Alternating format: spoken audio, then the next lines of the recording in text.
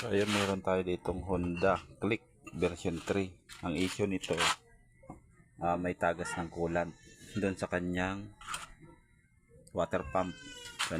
So yung tagas niya is dito sa may kanyang drain. Yan, pinaka drain niya yan. Tumatagas yan dahil sira na yung kanyang mechanical seal. So na find out ko na meron siyang mga parts na medyo may may crack ng konti. Ito yung mechanical seal niya, oh. Tapos ito yung niya, ceramic sa ilalim. Dito yan. So dito sa amin medyo mahirap ang parts. Kailangan pang mag-order tapos mag-antay na matagal. So para magamit ni client to, gawan muna natin ang paraan. Nilihan na namin to ng 1,000 ito para mawala yung mga crack niya. Yan. Tapos papa-orderin na lang natin siya para magamit lang. Remedyoan muna natin. Yan. So ito malinis na to. Yan. Ito yung bearing niya. Ito yung mechanical seal, oh. Ito. So wala tayong mabilhan, remedyo muna tayo. Liyahin nyo lang to para kuminis ulit.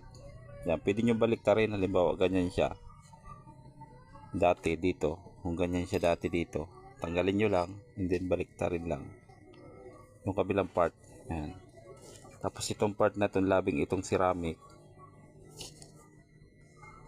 yan, itong ceramic na to, liyahin lang yan para mawala yung crack nya.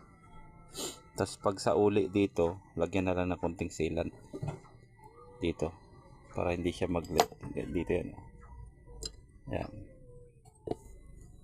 So ganun lang. Mamaya asimbol namin para matignan kung meron pa siyang tagas. So ito yung sira niya. Ang bata pa nito. Ang version 3 na Click. Ang bata pa para magka-isya sa ganito. So yan na, naibalik ko na. Yan siya, naibalik ko na siya. Tapos ito yung mechanical seal niya. Maglalagay na lang ako ng grasa doon sa loob. Yan. Tapos ito may lamat na rin, oh. Sobrang higpit yung oil seal niya. Yan, oh. May lamat siya, oh.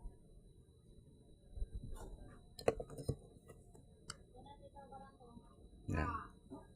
Ganun lang yung pagtanggal nito. Kasuot lang yan. May pin siya rito.